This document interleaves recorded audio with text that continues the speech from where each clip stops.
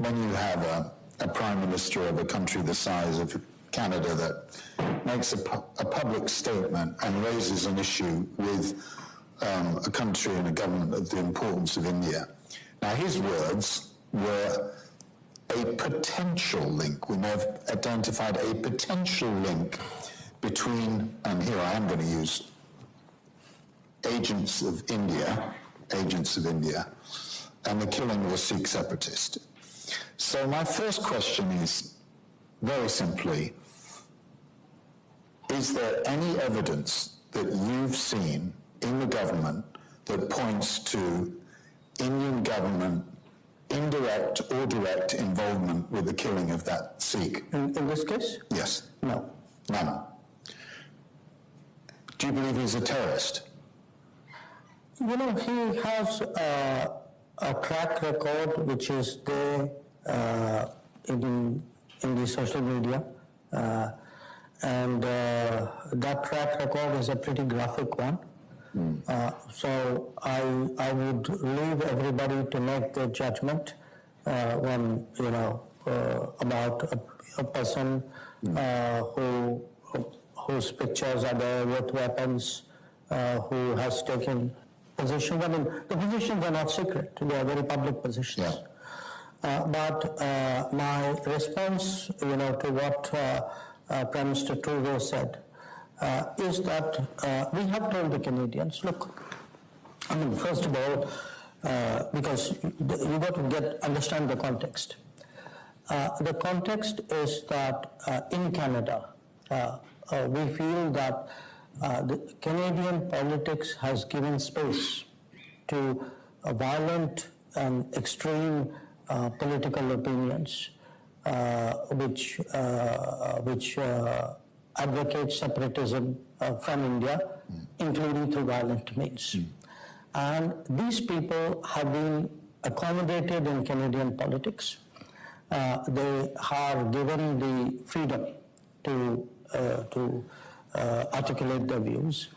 And not just that, it had come to a situation where the diplomats of my country, including the High Commissioner, we've had attacks on the High Commission, smoke bombs thrown at the High Commission. My Consul General and other diplomats were intimidated in public, on record, with no action taken by those who did this. You know, this is a country where there is a previous history.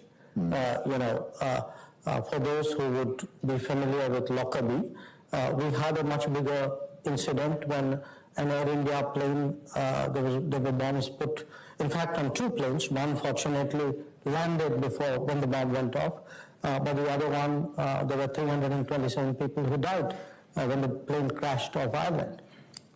So given all this, I think it was important that you know, a country like Canada, I mean, we are a democracy, we are a democracy, they are a democracy.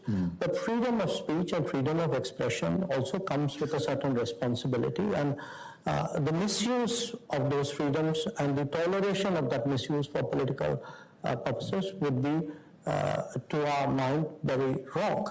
Now, in the case of Mr. Trudeau, I have discussed it also with my own counterpart. I still do, and we have told them, saying, look, if you have a reason to make such an allegation, please share the evidence with us. We are not ruling out an investigation and looking at anything which they may have to offer. They haven't done so. Right. So I'm going to just ask you one other question on this, and then we've got a couple of others before we open it up. I had a conversation, I better not say who it was with, but it was a very senior and experienced, respected businessman from India about this matter. And he made a rather interesting point. He said, well, look, I mean, extraterritorial assassination, I mean, the Iranians have done it, the Russians have done it, the Americans have done it, the Israelis have done it, the Saudis have done it. So I'm not saying that we did do it, but if we did do it, I mean, we're just doing the same as everybody else, the big countries. What do you think of that? I don't agree with that. I don't agree with that. I don't think this, I mean, I'm not disputing the long record that you read out. I could add a few other countries to it. Oh, could you, please? Would you mind just naming a couple? No, I do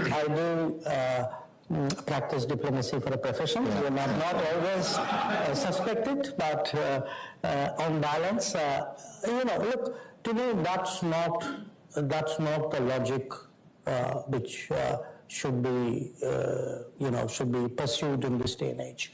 If people do these things, to me, it does not justify necessarily that everybody should follow suit.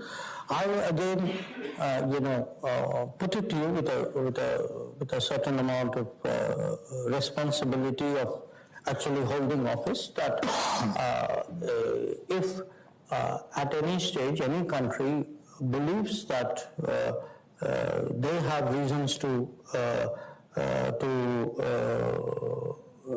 suspect something like this, in fairness, they should present us with a reason. Right. Okay. So I would not justify it. I would look into it.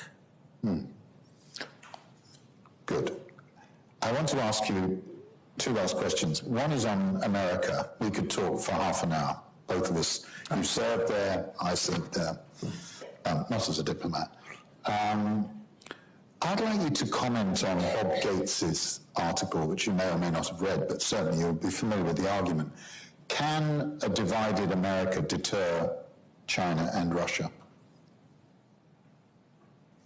Okay. I would say